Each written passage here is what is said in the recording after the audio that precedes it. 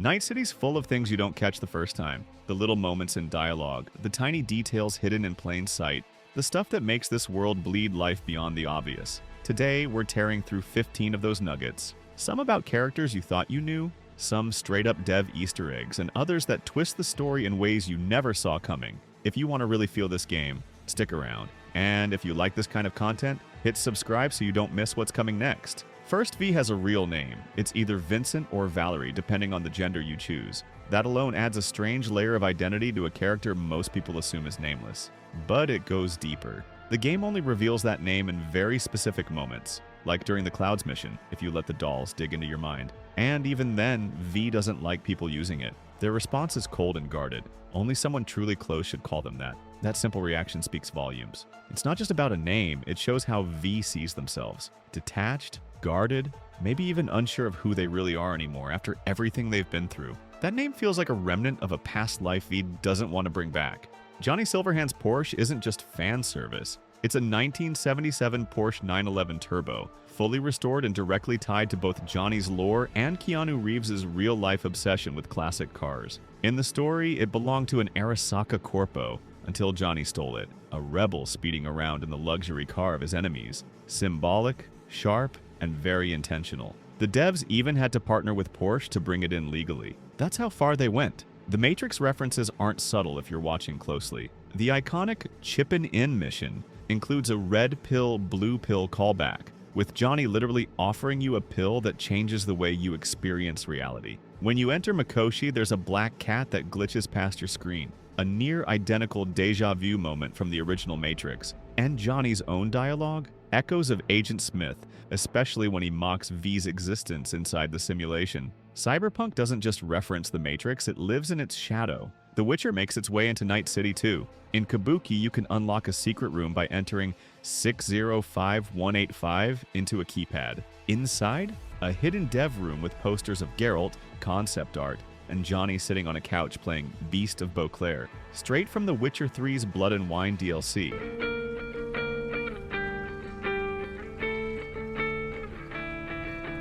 It's not just a fun nod. It's a subtle reminder that CD Projekt's history still echoes inside their future. The Blade Runner tributes are everywhere. There's a plaque in Westbrook that reads "Tears in Rain," marking Roy Batty's name. But the most haunting bit? A rooftop in Advocate where a man stands in the rain holding a bird, quoting Batty's exact monologue. The Arasaka ending pushes it even further.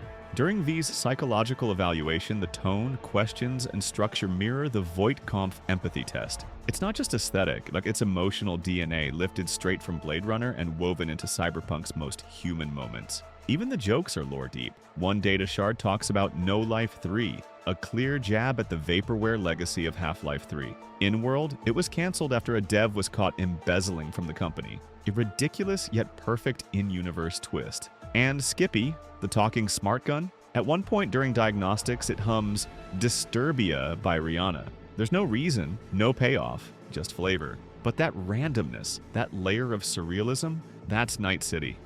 What are you doing? I'm making the way to... During development, CD Projekt had completely different ideas for who V could have been. Before settling on the three life paths we know, Corpo, Street Kid, and Nomad, there were plans for V to start out as a cop or even a scavenger. These weren't just placeholder ideas. Some dialogue trees and mission structures were built around them before getting cut. A Scav V would have brought a brutal survivalist angle to the story, while a cop background could have flipped the script on the player's role in the city's chaos. It would have added entirely new perspectives on power, violence, and loyalty in Night City. While these paths were removed, traces still exist buried in the files, and a few lines of leftover dialogue give hints at what could have been. It's one of those what-if cases where you realize how much deeper the story could have gone.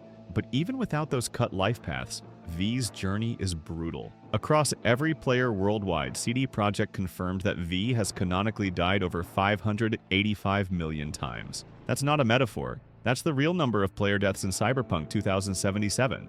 They even joked that if each death had a tombstone, it would take a cemetery bigger than Central Park to hold them all. That scale of death almost turns V into a digital myth. Millions of versions of the same person trying, failing, dying, restarting. A cycle of identity and destruction that fits perfectly with the game's themes of mortality, consciousness, and what it means to be real. Hidden in the game is also a completely optional and easily missable mission involving a rundown roller coaster in Pacifica. Most players never notice it. You can actually fix the ride, hop in with Johnny Silverhand, and ride it across a broken part of the city. But there's a twist. If you trigger the Voodoo Boys storyline before fixing the coaster, the entire event disappears. It's cut off permanently. Even weirder, if you wait a few days after riding it, you unlock a special line of dialogue that only appears later. It's the kind of micro-detail CD Projekt hid all over the game. Stuff that doesn't give you XP or loot, but adds flavor to the world and rewards the curious. And then there's this small but oddly satisfying detail.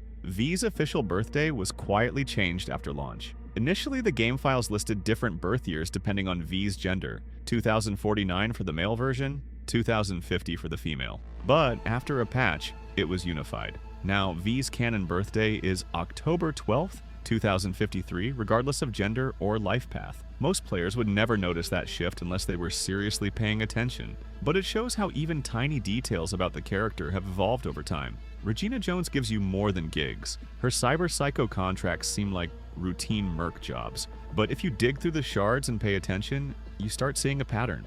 These people weren't born unstable. Most were just ordinary citizens, veterans, trauma victims, even artists, who got pushed past the edge. Not because they went looking for chrome, but because the city didn't give them a choice. No therapy, no meds, just implants and pressure, and one day their brain just breaks. Unlike MaxTac, Regina isn't out for blood. She wants to bring them in alive whenever possible. She believes there's still a person buried underneath all that chrome. And she's right. One of them was a street boxer, augmented just to survive the ring until the upgrades started rewriting who he was. Another left behind notes about a sister who died in a Corpo test lab. He started modifying himself to feel less human on purpose. These aren't side stories, they're what Night City actually does to people. And then you've got Maelstrom, easily the most extreme gang when it comes to cyberware. They treat the human body like it's just scaffolding. They don't fear cyberpsychosis. Some even welcome it. It's not about survival for them anymore, it's about control. They strip emotion, erase empathy, and run on pure logic and impulse. If someone loses their mind in the process, that's just evolution. You start to realize they're not criminals in the traditional sense. They're what happens when people give up trying to be human. Dig deep enough and you'll run into the Children of the Ark, a doomsday cult hiding in the corners of the city, quietly developing tech that flirts with digital immortality. They don't just believe in the soul migrating to the net, they're trying to make it happen. Not Soul Killer style. Something older, messier, more spiritual. Shards hint at experiments where members allowed their minds to fragment across multiple engrams, chasing some twisted version of transcendence. They're not afraid of dying. They're afraid of staying flesh. Hidden spots in the game hold even more weird fragments. Near Corpo Plaza, there's the Arasaka Memorial for the 2023 bombing.